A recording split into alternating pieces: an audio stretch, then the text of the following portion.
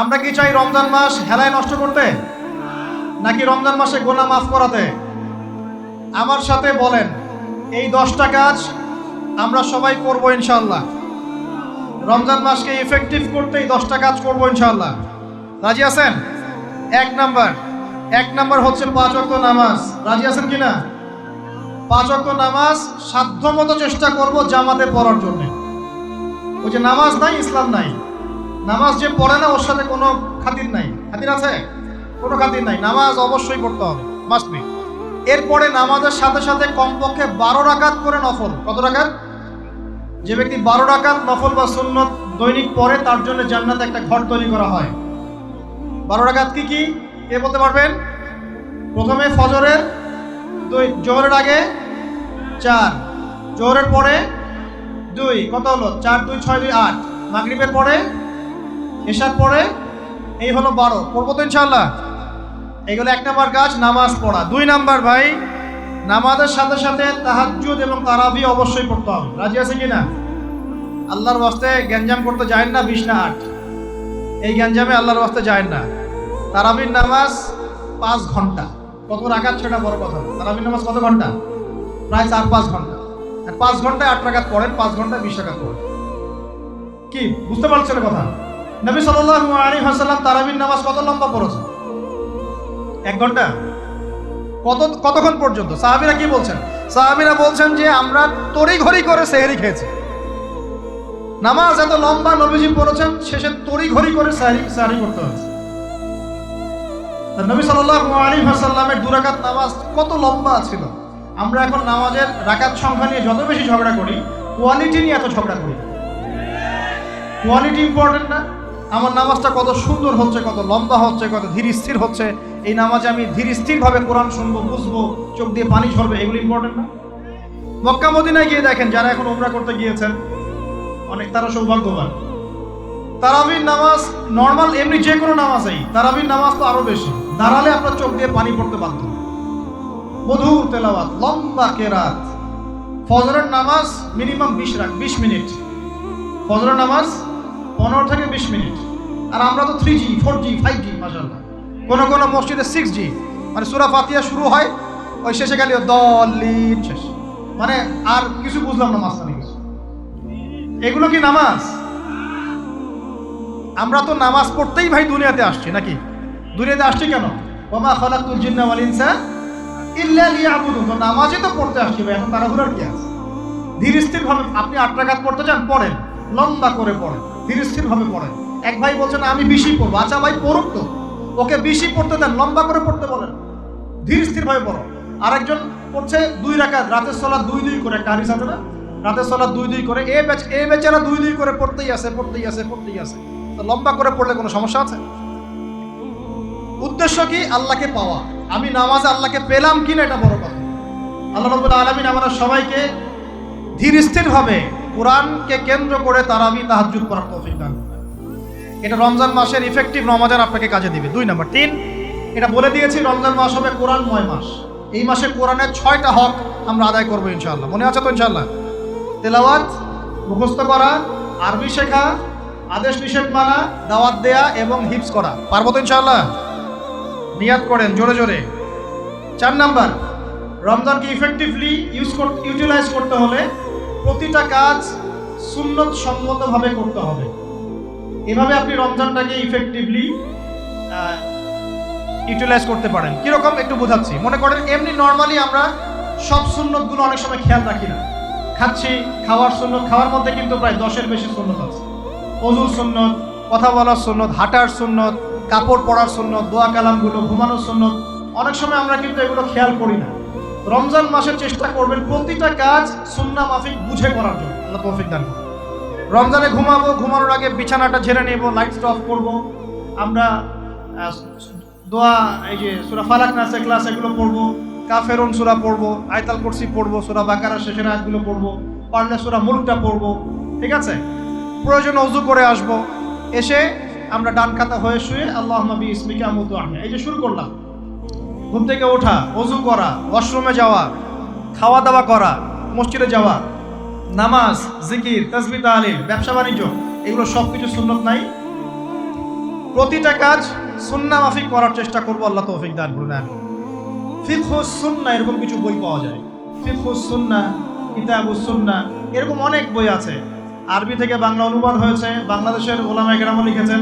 এরকম সুন্নাহ শেখার কিছু বই কিনে নেবেন, কিনে নিয়ে প্রতিটা কাজ কিভাবে করলে সুন্নত হয় পড়ে দেখবেন। পারবেন তো ইনশাআল্লাহ?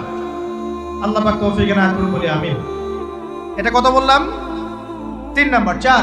4 হচ্ছে দান সাদাকা বেশি বেশি করা। রমজানে দান সাদাকা বেশি বেশি করা। আল্লাহ রাসূল সাল্লাল্লাহু আলাইহি ওয়াসাল্লাম রমজানে রহমতের বাতাসের চাইতেও বেশি বেশি দান করতেন। আমরা পারবো কিনা ইনশাআল্লাহ? দেখেন, আমি একটা কথা বলি, দান করার জন্যে সম্পদ লাগে না, দান করার জন্য কলিজা লাগে। কি লাগে? ব্যাস, যার মন বড় সে দান করতে পারবে ইনশাআল্লাহ। আল্লাহ পাক আমাদের সবাইকে দ্বীনের জন্য দান করার তৌফিক দান করুন। দ্বীনের জন্য দান করেন, স্থানীয় মসজিদ, মাদ্রাসায়, এতিমখানায়, অসহায় মানুষের পাশে, বিধবার ঘরে, এতিমের ঘরে, যারা খেতে পারছে না 3 বেলা, ওদের ঘরে ঘরে রমজানের বাজার পৌঁছে দেন। আল্লাহ পাক তৌফিক দান করুন। আমিন। 5 নাম্বার, রমাদান মাসে অবশ্যই আমাদের জাকাতগুলো আমরা দিয়ে দিব। রাজি আছি তো ইনশাআল্লাহ? বলেছি জাকাত এবং সালাতের মধ্যে যে পার্থক্য করে সে মুসলিম নয়। জাকাত ফরজ হয়েছে, অবশ্যই আপনাকে জাকাত দিতে হবে। এটা কিন্তু নফল কিছু নয়, এটা কি ফরজ। জাকাতের নিসাব জানেন কি না? কত পার্সেন্ট? 2.5%। আচ্ছা, জাকাতের নিসাব নিয়ে ইনশাআল্লাহ পরবর্তীতে লেকচার চলে আসবে, অনলাইনে দেখে নিন। এছাড়া ফিকহুস যাকাত কিছু প্রোগ্রাম আসবে, অনলাইনে দেখে নেবেন ইনশাআল্লাহ। আল্লাহ রাব্বুল আলামিন আমাদের সবাইকে যাকাতগুলো দেওয়ার তৌফিক দান করুন। শুধু যাকাত যদি আমরা ঠিকঠাক মতো দিতাম, একজন মানুষও সমাজে না খেয়ে মারা যেত। একজন মানুষ সমাজে, এই যে ইকোনমিক সমস্যাগুলো যেগুলো হয়, অর্থনৈতিক সমস্যা, স্যাংশন, মুদ্রাস্ফীতি, হাবিজাবি, অনেক প্রবলেমস ওভারকাম করা যেত শুধু যাকাতের মধ্য দিয়েই। কিন্তু কে শোনে কার কথা? সবাই কি যাকাত দেয়? বাংলাদেশে এমনও মানুষ আছে যার একজনের যাকাত দিয়ে 100 পরিবারের সংসার চলবে ইনশাআল্লাহ। আছে না এমন লোক?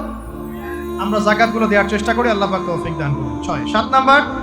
7 নাম্বারটা বলে দিয়েছি, রমজান হচ্ছে একটা নতুন জাতির উত্থান। অতএব রমজানে আমরা সমস্ত পাপ ছেড়ে দিয়ে একটা আলোকিত জাতি হিসেবে আত্মপ্রকাশ করবো ইনশাআল্লাহ। আল্লাহ পাক তৌফিক দান করুন। 8 নাম্বারও বলে দিয়েছে, রমজান হচ্ছে জুলুমের বিরুদ্ধে দাঁড়িয়ে যাওয়ার চেতনা। রমজান কি? ওই যে বদরের যুদ্ধ, জুলুমের বিরুদ্ধে দাঁড়িয়ে যাওয়ার চেতনা হলো রমাদান। তাই সর্বস্তরের জুলুমকে আমরা রমজান মাসে রুখে দেওয়ার চেষ্টা করবো ইনশাআল্লাহ। আল্লাহ পাক তৌফিক দান করুন। শুরুটা হবে কোথা থেকে? নিজের থেকে। আমার নিজের মধ্যে কি কি জুলুম আছে আমি আগে দেখব, আমি কার কার উপর জুলুম করেছি এটা আগে দেখব, এগুলো আগে প্রতিহত করব, তারপরে আমি ইনশাআল্লাহ তাআলা পরবর্তী দিকে ফোকাস করব। 9 নাম্বার খুব ইম্পর্টেন্ট। 9 নাম্বার আর 10 নাম্বারটা বেশি ইম্পর্টেন্ট। 9 নাম্বার হচ্ছে রোজা রাখা মানে আমরা অনেকেই মনে করি যে না খেয়ে থাকা আর কি পানি ছেড়ে দেওয়া। অনেকেই মনে করি এটা রোজা মানে আমাকে না খেয়ে থাকতে হবে আর পানি ছেড়ে দেওয়া লাগে, স্ত্রী সহবাস ছেড়ে দেওয়া লাগে। কিন্তু এর চেয়ে বেশি ইম্পর্টেন্ট একটা বিষয় আমরা ভুলে যাই, সেটা হলো রমজান মাসে রোজা রাখার অর্থ হচ্ছে আল্লাহ পাকের সমস্ত কবিরা সগীরা গুনাহ ছেড়ে দেওয়া। রোজা রেখেছি, গীবত করলাম, রোজা হবে কিনা? রোজা রেখেছি, মিথ্যা কথা বলছি, হবে রোজা? রোজা রেখে ওই ভদ্রলোক সুদ খাচ্ছে, রোজা হবে? রোজা রেখে অমুক ভাই আমার টেবিলের নিচ থেকে টাকা নিল, রোজা হবে? অমুক ভাই মানুষের সম্পদ আত্মসাৎ করে ফেললো, হবে? অমুক বোন বেপরদায় বাইরে বের হয়ে গেল, রোজা হবে? অমুক ভাই মনে করেন ওই যে গার্লফ্রেন্ডের সাথে চলে গেল ডেট করতে, রোজা হবে কিনা? অনেকে পর্নোগ্রাফি দেখছে রোজা রেখে, রোজা হবে কিনা? এই যে কবিরা গুনাহ যেগুলো আছে, যত রকম কবিরা গুনাহ, এই গুনাহগুলোতে লিপ্ত থাকলে রোজা ভেঙে যায়। আল্লাহ পাক আমাদের সবাইকে কবিরা গুনাহ মুক্ত রোজা রাখার তৌফিক দান। আর 10 নম্বর পয়েন্টটা হচ্ছে এই ভাই, রমজান মাস আসলে মাশাআল্লাহ শিকল দিয়ে শয়তানকে বেঁধে রাখা হয়। রমজান মাস আসলে মাশাআল্লাহ আমরা অনেকেই পাক্কা মুসল্লি হয়ে যাই, দান সদকা করি, যাকাত দেই, তারাবি পড়ি, তাহাজ্জুদ পড়ি, অনেক কিছুই করি। কিন্তু ঈদের দিন আসলেই মাশাআল্লাহ আমরা আবার আগের জায়গায় ফিরে যাই। ঈদের দিন শয়তান যে ছাড়া পেয়েছে এটা বোঝার জন্য রাস্তাঘাটে বের হলেই হয় নাকি? মেয়েদের চলাফেরা দেখলে বোঝা যায়, আরও যে হোটেলে হোটেলে গান বাজে এগুলো দেখলে বোঝা যায় শয়তান ছাড়া পেয়েছে, আজকে বুঝলাম। তো এখানে সবচেয়ে বড় শিক্ষাটা হলো রমজান মাসের এই যে শিক্ষাগুলো, ত্যাগের মহিমা, জুলুমের বিরুদ্ধে দাঁড়িয়ে যাওয়া, কোরআনের হক আদায় করা, জাতীয় উত্থান, বড় বড় অনেক কথা বললাম। এই শিক্ষাগুলোকে সারা বছর ধরে রাখাটাই হলো রমাদানের সবচেয়ে বড় চ্যালেঞ্জ। আমরা পারবো কিনা ইনশাআল্লাহ? আমরা রমাদানের এই 10টা হক আদায় করতে পারবো কিনা ইনশাআল্লাহ? কোরআনের হক আদায় করতে পারবো কিনা ইনশাআল্লাহ? আল্লাহ রাব্বুল আলামিন আমাদের সবাইকে আসন্ন রমজানে সুস্থতার সাথে সমস্ত সওম রাখার তৌফিক দান করুন এবং রমজান মাসে বেশি বেশি তেলাওয়াত করার তৌফিক দান করুন, অর্থ বুঝে পড়ার তৌফিক দান করুন, বেশি বেশি দান সদকা করার তৌফিক দান করুন, বেশি বেশি ওই যে গরিব দুঃখী মানুষের পাশে দাঁড়ানোর তৌফিক দান করুন, বেশি বেশি যাকাতগুলো দিয়ে দেওয়ার তৌফিক দান করুন, বেশি বেশি আল্লাহর জিকির করার তৌফিক দান করুন, বেশি বেশি আল্লাহ পাক আমাদেরকে নফল নামাজগুলো পড়ার তৌফিক দান করুন, কোরআন কেন্দ্রিক সময় কাটানোর তৌফিক দান করুন, রাসূলের সুন্নতের উপর আমল করার তৌফিক দান করুন এবং একটা নতুন আলোকিত প্রজন্ম এবং জাতি হিসেবে এই রমাজানে আল্লাহ রাব্বুল আলামিন আমাদের যুব সমাজকে আত্মপ্রকাশ করার তৌফিক দান করুন। সর্বোপরি রমাদানের এই শিক্ষাগুলোকে সারা বছর ধরে রাখার তৌফিক আল্লাহ পাক আমাদের সবাইকে দান করুন, আমিন। আমি এই বলে আমার আজকের সংক্ষিপ্ত আলোচনা শেষ করছি। আকুলু কওলি